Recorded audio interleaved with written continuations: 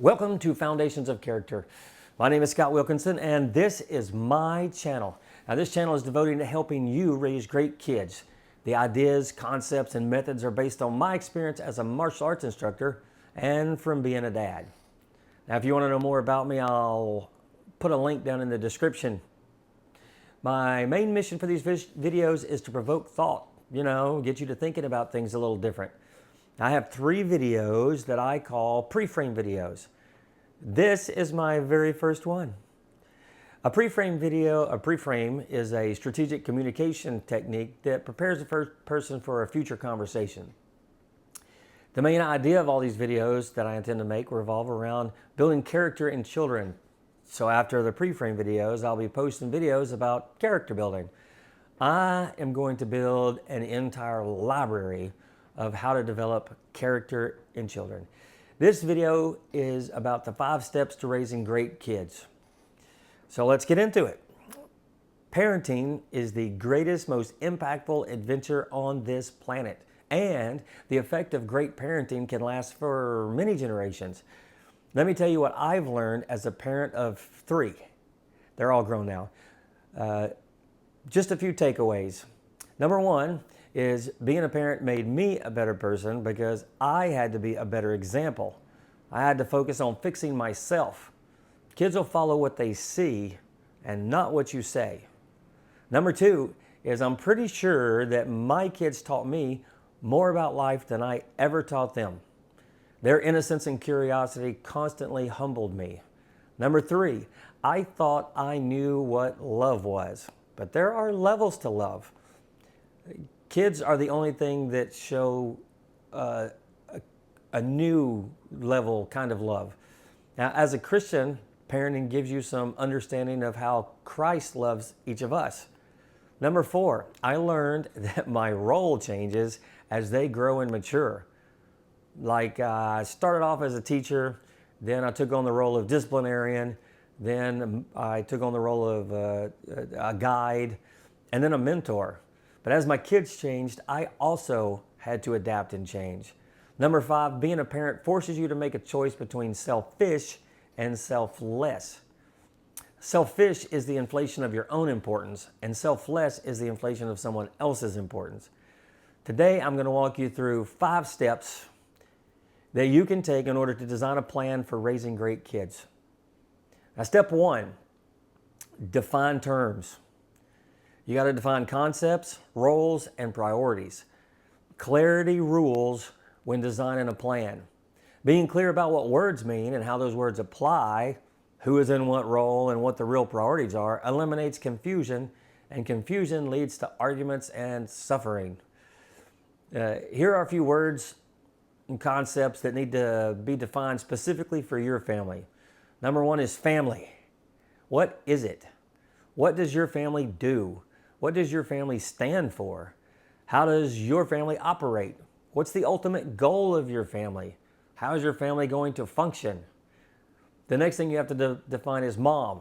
What is a mom? What can a mom do that no one else can do? And what's her role in this family? What's her job?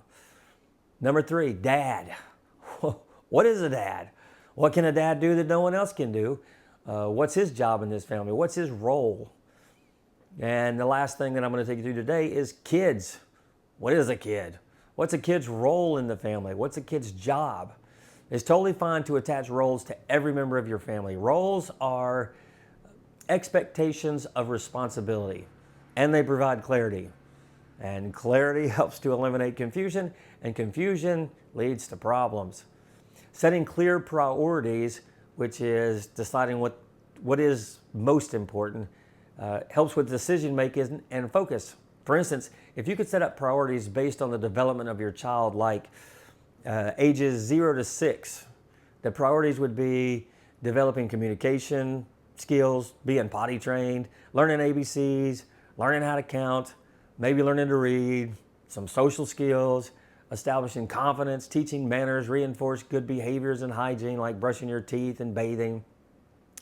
And then ages 7 to 12, the priorities would shift to having respect for authority, functioning in the school system, dealing with bullies, doing good work, helping the family by cleaning, cooking, and laundry. Now, to recap, step one is getting clear about what you believe the priorities are, defining roles, defining the words, and deciding how they apply to your family. Now let's move to step number two. Make absolutely sure you are in alignment with your spouse about everything. Husbands and wives need to be in 100% agreement about everything. The definitions, the priorities, the beliefs, the roles, everything. Husbands and wives should do step one together. Discuss everything openly and honestly and compromise where compromise is needed. But no matter what, get clear and get on the same page.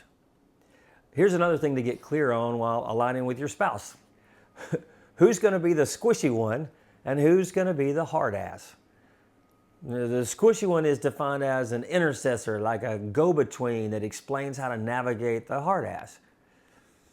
Is soft on consequences and uses soft words to direct behavior. Now, a hard ass is defined as the disciplinarian, relentless discipline and consequences. Hard ass is going to punish and correct behavior using a variety of strategies, using harsher words to direct behavior. But alignment with your spouse is absolutely key to raising great kids. This could be the highest priority. Step three is design some house rules. House rules define how your family is going to operate both inside the home and outside the home.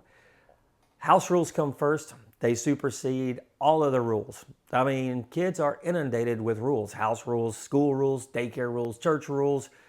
Having some house rules will provide clarity to your child about which rules come first, and house rules always come first.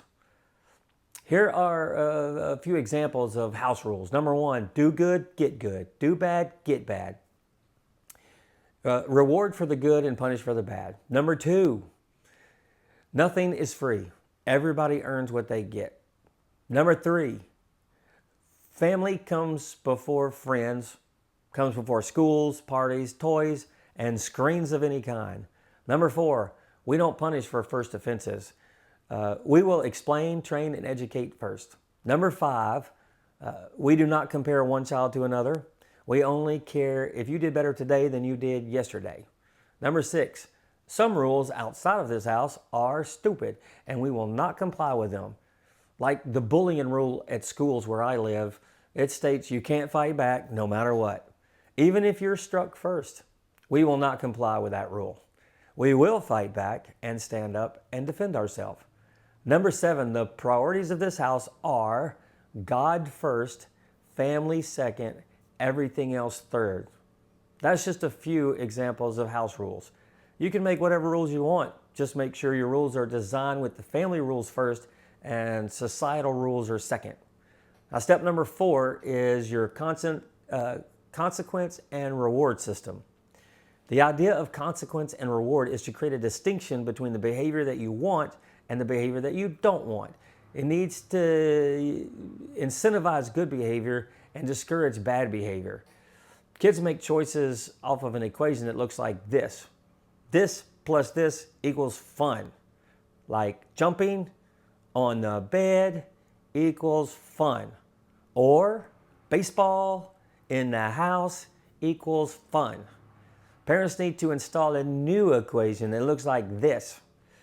This plus this minus consequence equals yes, I'm going to do it, or no, I'm not going to do it. They have to take consequence into account. Now, kids want to be disciplined.